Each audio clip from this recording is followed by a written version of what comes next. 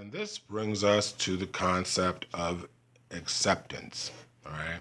So, agreement is composed of an offer and acceptance. We've looked at the main features of the offer, right?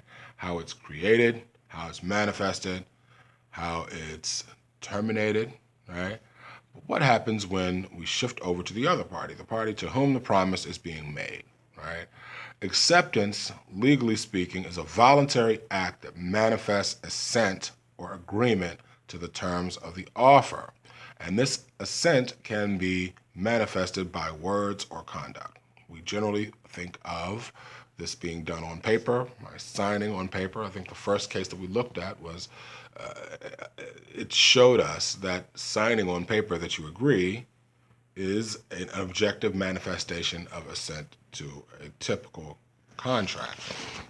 That said, there are some things that we need to keep in mind about the nature of the acceptance.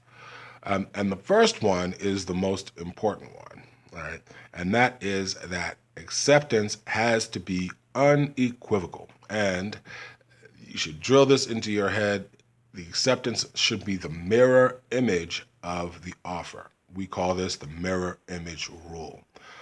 And I want you that concept drilled into your head because of the fact that there are a number of exceptions to it. But generally, we get to those when we talk about the Uniform Commercial Code.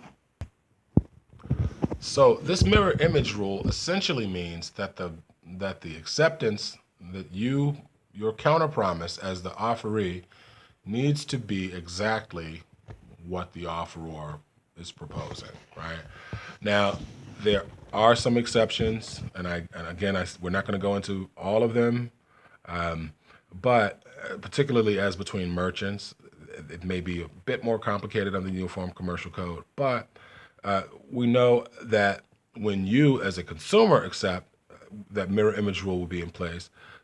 In some cases, acceptance that doesn't exactly mirror the offer may, in fact, still be good acceptance as long as it's not something material, or certain types of terms. It may be okay. So, in response to an art dealer's offer to sell a painting, the offeree, Ashton Gibbs, replies, "I accept. Please send a written contract."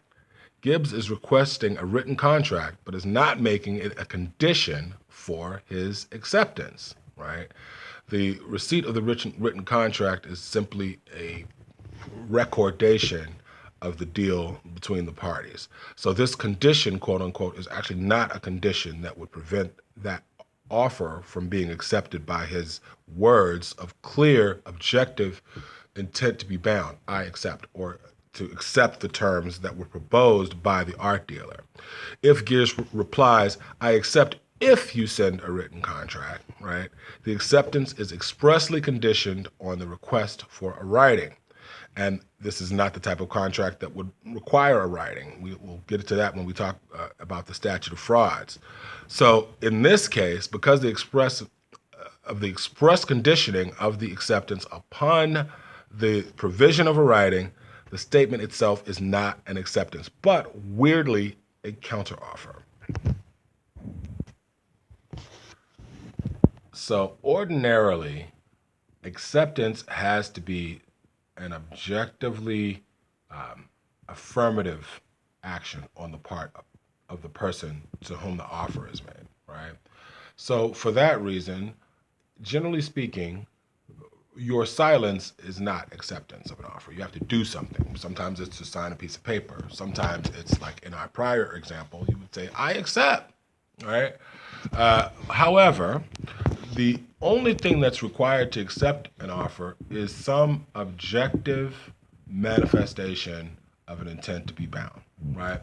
So for that reason, if the offer was, "Here, I'll sell you my antique chessboard for $4,000. If you don't say anything, I presume that you accept my offer," right? It doesn't work, right? It certainly is a valid offer, but the acceptance, the manifestation of intent is not there. So when you sit there and you look at me like, "You want $4,000 for that old nasty thing?" Then I assume that I'm going to sue you for breach. You've done nothing to manifest assent to my offer, so I got no case, right? Here's another example, all right? So Gary earns extra income by washing store windows, right? One day, Gary taps on the window of a store and catches the store manager's attention. He catches the store manager's attention. Gary points to the window and he raises his cleaning equipment, signaling that he'll be washing the window. The manager does nothing to stop him. The store manager's silence, in that case, constitutes acceptance, and an implied contract is created. The store is bound to pay a reasonable amount for the services that Gary provides when he window washes. Similarly, other manifestations of assent can be acceptance of terms, right? And a case, Brown versus LaGrange Development Corporation, involved Mrs. Brown, who was in a transaction with LaGrange Development Corporation. She made an offer for a house for $79,900. The executive director of the development corporation raised the price to $84,200 and changed dates on the contract.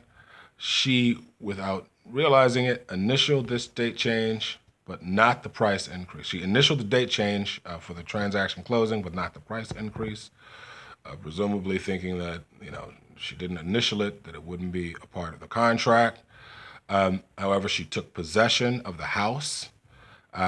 And so when she applied for and obtained a mortgage, agreed on a closing, received a deed, she ended up filing suit in Ohio State court against the company, claiming that she had not agreed to the proposed changes. The court found the modified terms to be a counteroffer, which Brown had accepted by performing. Why? Because she took possession of the house and had a mortgage for this larger house that, again, probably didn't want to make the larger payments, but that was what she agreed to when she actually took possession of the house. Another important point, communication of acceptance. In order for an acceptance to be effective, it must be communicated to the offeree, right? Offeree has to know that the offeror, to the offeror. The offeror has to know that the offeree is willing to engage in the deal. Specifically in a unilateral contract, it's simply performance that is the notice. Well, it is. Performance obviously. If you mow my lawn, I'll pay you $20, right? By mowing the lawn and providing notice that you've done so, you've provided, that you fulfilled this requirement. It is unnecessary in a unilateral contract to provide. The performance itself kind of does that. In a bilateral contract, though, you don't have any other indication. In a unilateral contract, the performance itself is the objective manifestation of intent to accept the offer, right? You don't have that in a bilateral contract. So you got to communicate it either in writing or by words, or in some cases, as we noted with implied contracts, you can do so by deeds, generally if the parties have prior dealing with one another. So Powerhouse Custom Homes owed $95,000 and some change to 84 Lumber Company under a credit agreement. When Powerhouse failed to pay, 84 Lumber filed suit to collect. During mediation, the parties agreed to a deadline for objections to whatever agreement they might reach. If there were no objections, the agreement, meaning their settlement, would be binding. Powerhouse then offered to pay less than the amount owed, but 84 Lumber did not respond. Powerhouse argued that 84 Lumber had accepted the offer by not objecting to it within the deadline. The court ruled that 84 Lumber's favor for the entire amount of the debt. To form a contract, an offer must be accepted unequivocally. Powerhouse made an offer, but 84 Lumber did not communicate acceptance. Therefore, the parties did not reach an agreement on settlement, right? So even with this sort of agreement to agree, right, that was sort of in place in their sort of mediation agreement, the court was not willing to force 84 Lumber to basically accept this settlement. I don't know that that would have been the case in every jurisdiction where this case could have come up. All right, but it is interesting to note. Another point I'll note with regard to acceptance is the mode and timeliness of acceptance. Here, you should pay attention specifically to the mailbox rule, but acceptance in a bilateral contract has to be timely. We know that in a unilateral contract, acceptance is just performance. You must perform, right? In a bilateral contract, it simply has to be timely.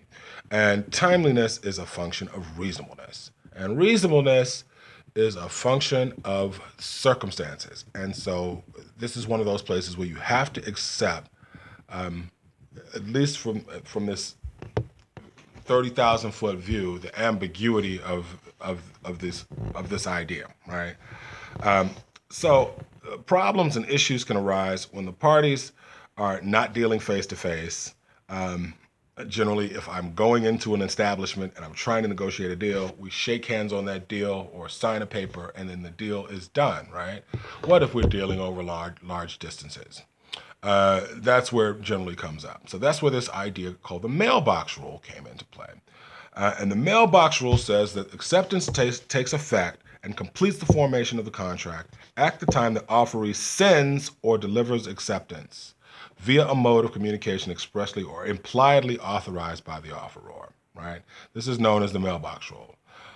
Back when we had, when we regularly used the mails to settle these things, if I put it into the mail and I'm the offeree and it's going back to the offeror, when I put it in the mail, that acceptance is effective, right? There are some wrinkles to that, all right? One of them is that if a mode of communication is specified, then that acceptance needs to be in line with the requirements of the offer. For example, if I say that you can accept my offer by mail, right? Then acceptance by mail is fine, and it will be effective when it's sent. If you instead notify me by phone, right, it doesn't mean that the acceptance isn't good, but it means that it's only effective when I receive it. So if you leave it on my voicemail, right, if I say that only by mail, right, then your acceptance by phone is actually not effective at all, right? So we need to keep under consideration rules connected to the authorized means of communication, right? It can be limited by the terms of the offer, or it may be simply specified by the terms of the offer, right? If there's a substitute method of acceptance, right, and that method of acceptance is not inconsistent or in violation of the offer itself, then the offer is accepted at the point that it is received, right? Thank you very much for your time on this one. Please respond to the prompt below, and I will see you in our next segment. Take care.